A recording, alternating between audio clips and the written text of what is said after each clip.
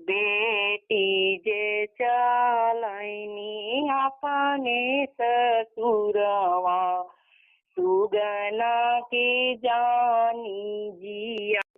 साझवा कमोरिया माँ दूधे भात खियैहा, भोरवा में सुनिहायन कर बोली।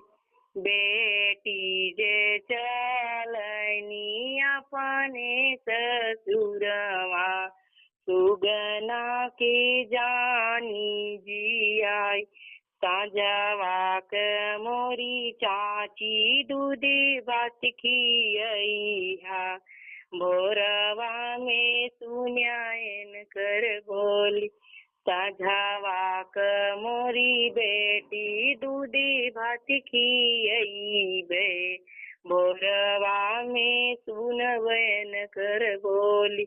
साझवा मोरी बेटी दूधे भात खियैबे, भोरवा में सुनवैन कर बोली।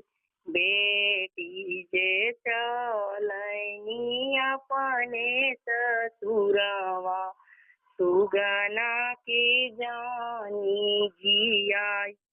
साझवा मोरी भाभी दूधे भात खियैहा, भोरवा में सुन्यायन कर बोली। तोहरे ही सुगना के जहर माहुर देवे, भोर जई है नमुआ बुताई। तोहरे ही सुगना के जहर माहुर देवे, भोरवा में जाई नमुआ बुताई।